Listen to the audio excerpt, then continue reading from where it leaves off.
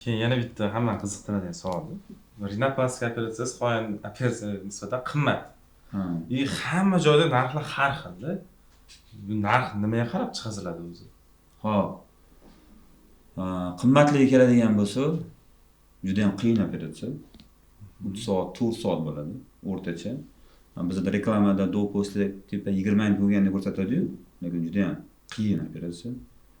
Ko'p odam ham qilmaydi, qilgan odam o'zini o'tgan o'zi biladi qiyinligini. Narx har xil keladigan bo'lsak, yengil boshlayotganlar arzonroq qilishadi. Ya'ni 10 million ham qilib qo'yaveraman, 8 million qilib qo'yaveraman deyotganni, ya'ni tajriba orttirmoqchi bo'ladi. Yo, narx nimadan kelib chiqadi o'sha yerda operatsiyani jarayon uzoqligimi yo murakkabligimi? Hamma narsa Nimaga baholangan narsalar. Hop, ketadigan rasxodi ham ko'p. Oddiy masalan anesteziologический ketadigan dorilar ham oddiy septoplastika qaraganda 6 barobar ko'proq ketadi. Masalan, septoplastika men 20 minutda qilaman, o'rtacha. Hatto 5-7 minutda qilgan paytlarim bo'ladi. Sложный bo'lsa 20 minut, yarim soat bo'ladi. Agar septoplastika butun narkozini 30 minutda taniydigan bo'lsak, bu operatsiya 3 soat. Ya'ni 6 barobar ko'p narkoz ketadi. Ko'p rasxod. Dorilar rasxod. Hop, bunga ketadigan rasxod materiallar masalan nisbatan ancha qimmatroq. Adashmasam 10 barobar ko'proq ketadi septoplastika qaraganda. Hop, undan keyin tajriba operatsiyani jarayoni o'zgarishi, mas'uliyat, ilm, tajriba talab qiladi. Va ishlatiladigan hamma yana tibbiyot uskunalari, qimmat tibbiyot uskunalari ishlatiladi. Har bir Ko'proq vaqt ishlatilgani har bir deylik $30,000 apparat ishlatyapti. 1 yilda amortizatsiyasi bo'ladi uni ham misol uchun. Sinadi u ham, yangi olishga majbur bo'ladi. Uni ham misol uchun navoga bu ham sabab bo'ladigan faktorlardan bitta hisoblanadi bu ham. Shu mana shuni rinoplastikani kimlarga отказ qilasiz? Mana keladi-yu bemorlar.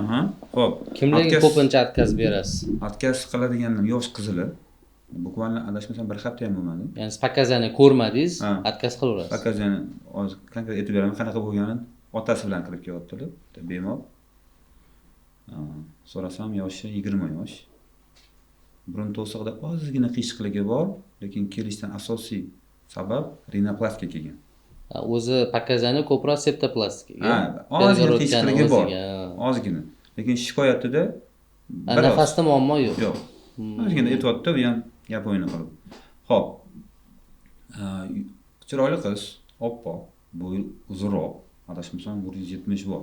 Mendan sal kichikroq edi, lekin yo'q demayman, ozgina garbinkasi bor. Oz garbinkasi.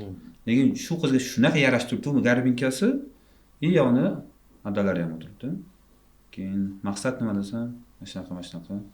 Otasidan so'radim, qachon bu rinoplastika qildiraman deb qoldi sizga? Masalan, 5 yoshda qildiraman demagan-ku, to'g'rimi? 10 yoshda aytmagan. Shu oxirgi 6 oydan beri hammasi Instagram ko'radi, do postli mana qildirishim kerak deb.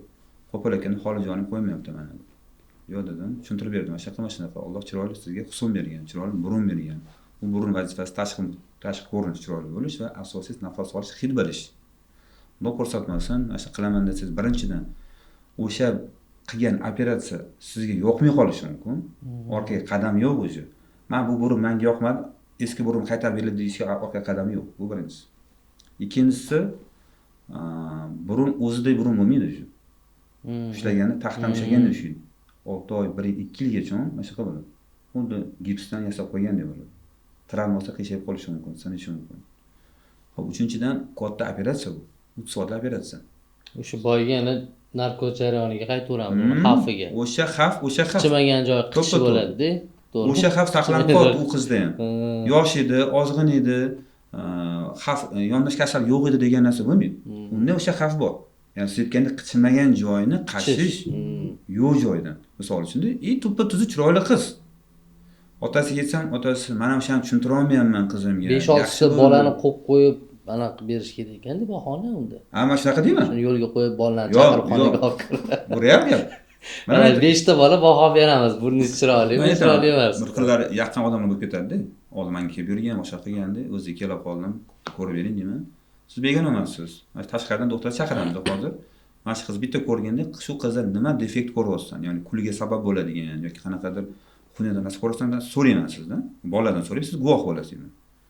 Keyin o'sha yerda men shogirdlarim bor, xona 4-5 ta ko'rishadi, baho berishadi. O'sha joy o'zida nima ko'ryapsan mana shu qizda? Bitta qaragan.